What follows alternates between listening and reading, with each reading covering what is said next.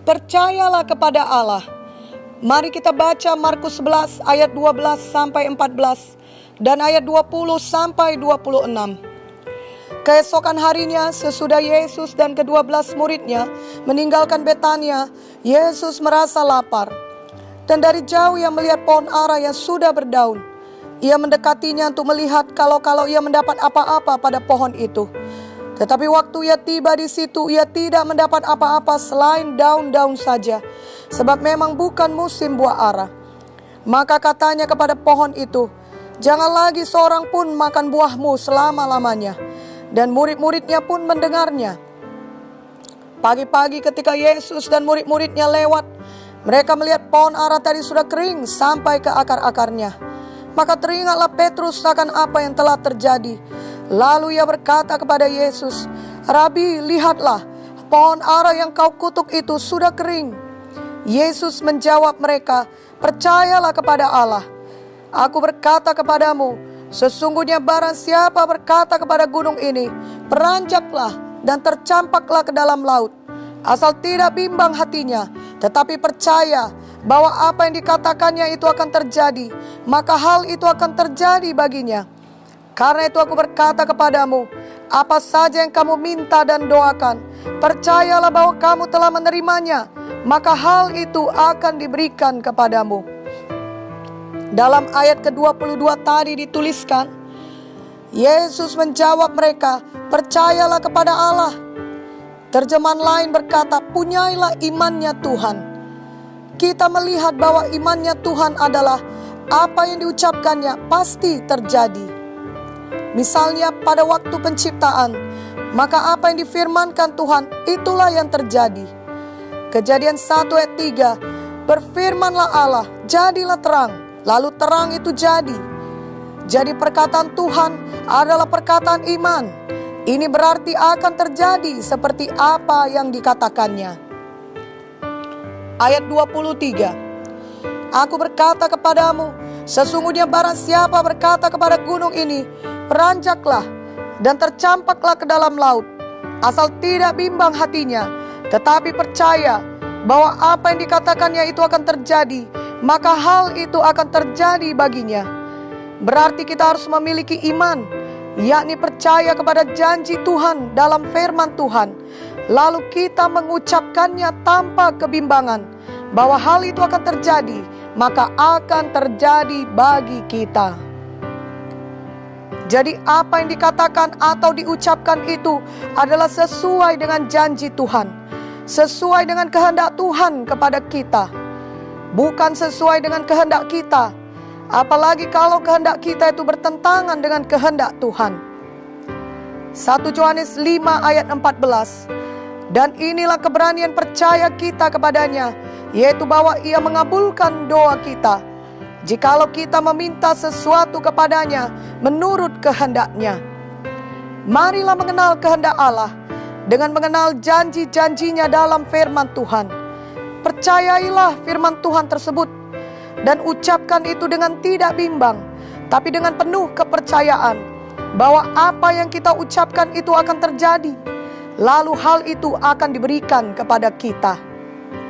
Kita tidak sekedar mengucap-ucapkan atau mengulang-ulangnya seperti mantra, tapi mengucapkannya dengan iman, dengan kepercayaan penuh kepada janji Tuhan itu. Biarlah kita selalu berkata antara lain, Roma 8 ayat 31 dan 37. "Sebab itu apakah yang akan kita katakan tentang semuanya itu? Jika Allah di pihak kita, siapakah yang akan melawan kita?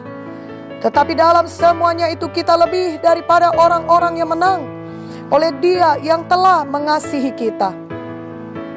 Ibrani 13 ayat 5 sampai 6. "Janganlah kamu menjadi hamba uang, dan cukupkanlah dirimu dengan apa yang ada padamu.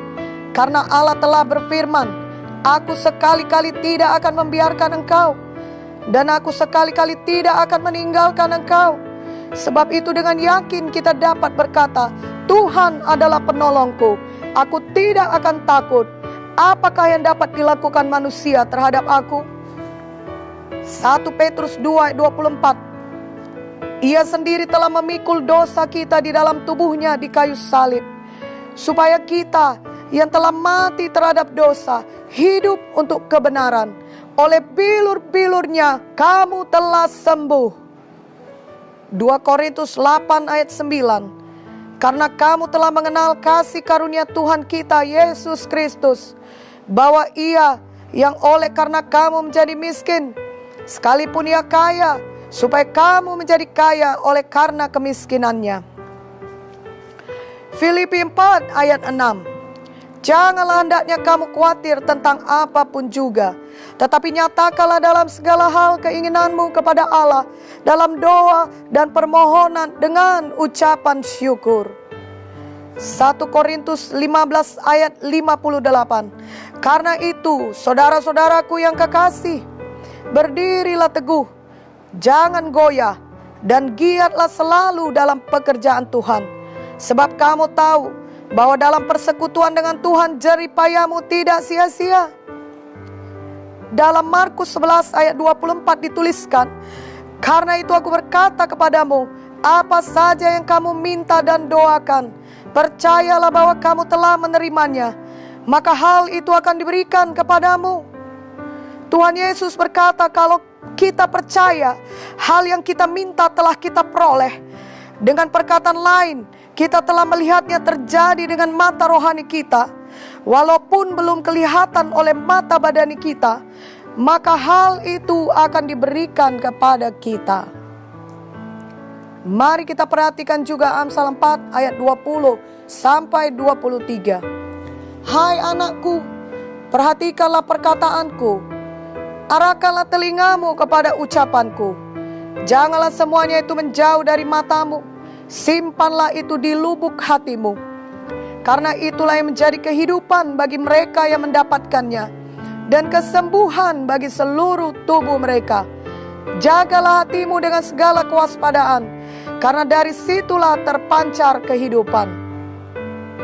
Jangan menjauh dari matamu, berarti jangan menjauh dari mata rohani kita, yang melihat bahwa firman Tuhan yang kita percayai itu telah kita terima, maka hal itu akan diberikan kepada kita. Inilah iman yang disampaikan oleh Tuhan Yesus untuk kita miliki dan praktekkan dalam hidup kita, yakni iman yang kita ucapkan tanpa kebimbangan. Iman yang kita lihat sudah terjadi ketika kita minta dan doakan. Jika kita mempraktekkannya, maka kita akan bersuka cita dan bersyukur bahwa Tuhan Yesus sangat baik bagi kita dan sangat mengasihi kita dan selalu menjawab doa iman kita. Dengan demikian kita semakin disadarkan Tuhan untuk mengasihinya dan mematuhinya seumur hidup kita. Firman Tuhan dalam 1 Yohanes 3 ayat 22 sampai 23 berkata, dan apa saja yang kita minta, kita memperolehnya daripadanya, karena kita menuruti segala perintahnya dan berbuat apa yang berkenan kepadanya. Dan inilah perintahnya itu, supaya kita percaya akan nama Yesus Kristus anaknya, dan supaya kita saling mengasihi sesuai dengan perintah yang diberikan Kristus kepada kita. Jadi kita harus percaya dan mengasihi serta mematuhi Tuhan, juga mengasihi sesama manusia sesuai dengan firman Tuhan tersebut di atas. Lalu dengan demikian kita yakin Tuhan mengabulkan permintaan kita. Ingatlah, jika kita mengasihi sesama manusia sesuai dengan firman Tuhan tersebut, maka kita juga akan mengampuni orang yang bersalah kepada kita. Lalu Markus 11 ayat 25 sampai 26 menuliskan, dan jika kamu berdiri untuk berdoa, ampunilah dahulu sekiranya ada barang sesuatu dalam hatimu terhadap seseorang, supaya juga Bapamu yang di sorga mengampuni kesalahan-kesalahanmu. Tetapi jika kamu tidak mengampuni, maka Bapamu yang di sorga juga tidak akan mengampuni kesalahan-kesalahanmu. Jika kita tidak mengampuni, ini berarti kita tidak mematuhi firman Tuhan. Tidak mungkin bagi kita untuk percaya kepada firman Tuhan jika kita tidak mematuhi Tuhan. Dan jika Tuhan tidak mengampuni dosa kita, maka dosa itu penghalang bagi doa-doa kita dijawab Tuhan. Yesaya 59 ayat 1-2 berkata, sesungguhnya tangan Tuhan tidak kurang panjang untuk menyelamatkan, dan pendengarannya tidak kurang tajam untuk mendengar. Tetapi yang merupakan pemisah antara kamu dan Allahmu ialah segala kejahatanmu, dan yang membuat dia menyembunyikan diri terhadap kamu sehingga ia tidak mendengar ialah segala dosamu. Jadi tentu sukar bagi kita untuk disembuhkan Tuhan kalau kita tetap tidak mau mengampuni orang lain yang bersalah kepada kita. Biarlah kita mau menjadi pelaku firman, sehingga Mazmur 103 ayat 3 digenapi atas kita. Mazmur 103 ayat 3, Dia yang mengampuni segala kesalahanmu, yang menyembuhkan segala penyakitmu. Saat ini, mari percaya kepada Tuhan dan firman Tuhan. Mari minta dengan percaya, dengan ucapan iman, dan melihat semua yang kita minta telah kita terima dengan iman. Mari selalu berdoa sesuai dengan kehendak Tuhan dan sesuai dengan firman Tuhan. Mari selalu mematuhi Tuhan dalam segala perkara, yang berarti juga selalu mengampuni sesama yang bersalah kepada kita. Ingatlah Galatia 5 ayat 6 yang berkata, iman bekerja oleh karena kasih. Amin.